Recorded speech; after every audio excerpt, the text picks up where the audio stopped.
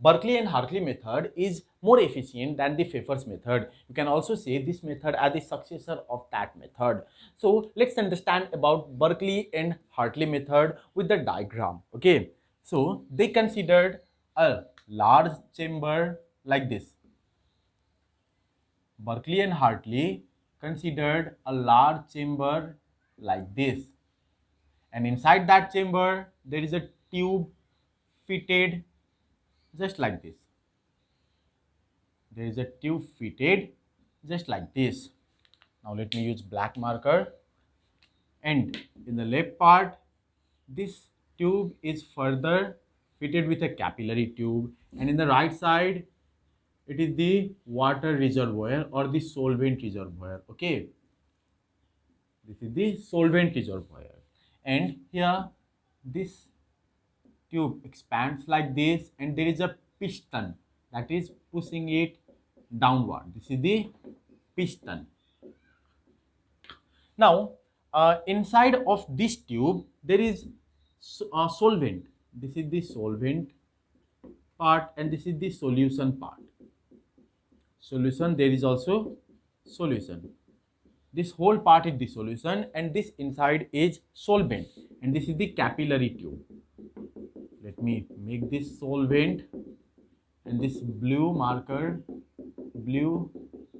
black lines represent solvent molecules, and these blue lines represent the solution. It will be easier for us to understand if I use two colored markers. So look at here, this is the water reservoir over here, this is the solvent reservoir.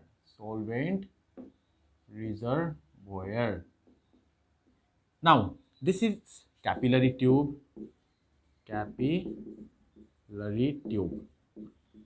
and this is the Berkeley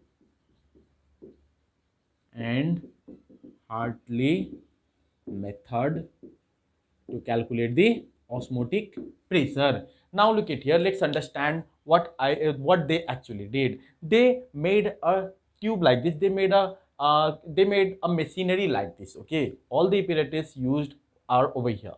Now what happens? This is made up of semi-permeable wall.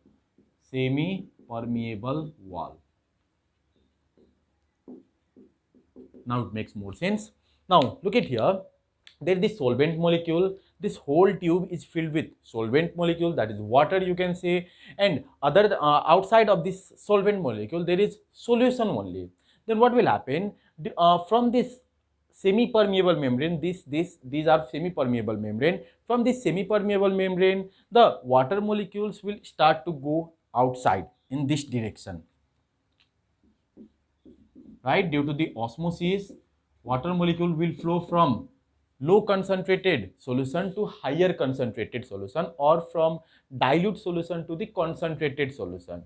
Now if this solution starts, this solvent molecule start to go out, this will mix with solution, and as a result of that the volume of solution will increase, right? And it will keep on rising, and finally it will start to push this piston up, because more and more solvent molecule is being mixed with solution, and the level of solution is rising, and it will start to push up. This is the piston, this is the solution. This will start to push it up slowly. Okay, now we need to apply some pressure from here. We are applying pressure from here. We put a pressure measuring device over here, so that it will be easier for us to calculate the pressure. Now we apply little bit amount of pressure, but will the phenomenon stop? No, because more and more solvent molecule will pass through it due to the osmosis phenomenon, and more pressure will be applied to the piston, and as a result of that we need to apply more pressure on the piston from the external part, so that the piston do not move, and we need to keep increasing the pressure, but at a certain point the piston will not try to go up. The osmosis phenomenon will stop. This pressure will stop this phenomenon, and we can measure that pressure, we can know that pressure from this pressure measuring device, and that pressure is the osmotic pressure. So the external pressure that is applied on the piston that stops the osmosis phenomenon is called the osmotic pressure, right? This is how we can calculate it. So let me write what we did over here. Berkeley and Hartley made a machine, let's call it machine, or chamber as shown in figure, right? The solvent molecules will mix with solution. The solvent molecules will mix with solution due to osmosis, and start to push the piston upwards to stop the piston from moving up.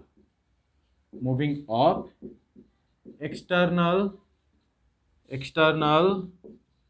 pressure is applied. To stop the piston from moving up, we need to apply the external pressure. The piston will try to move up, so we need to keep increasing the pressure. There will be a point, the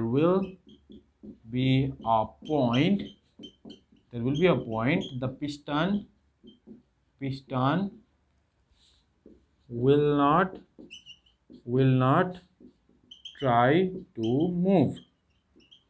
The pressure, that is the external pressure, at that point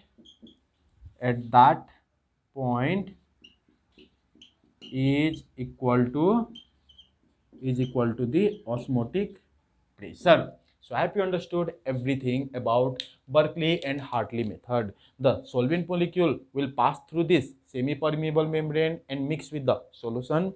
As a result of that, the solution's level will rise and it will start to push the piston upward, and there will be a point, it will push upward. We need to apply external pressure to stop the piston from moving up, and the piston will keep on moving up and up and up, and there will be a point the external pressure will actually balance the the pressure applied by this solution, and that is called the osmotic pressure. The pressure that is required to stop the osmosis phenomenon is called osmotic pressure. So these are the two important methods to calculate the value of osmotic pressure. Now, nowadays, we do not use any of the method. We use modern method. We have a machinery to calculate the value of osmotic pressure very easily. So nowadays, we use this modern osmometer, and this is called Berkeley and Hartley osmometer, and the previous one was called Pfeffer's osmometer.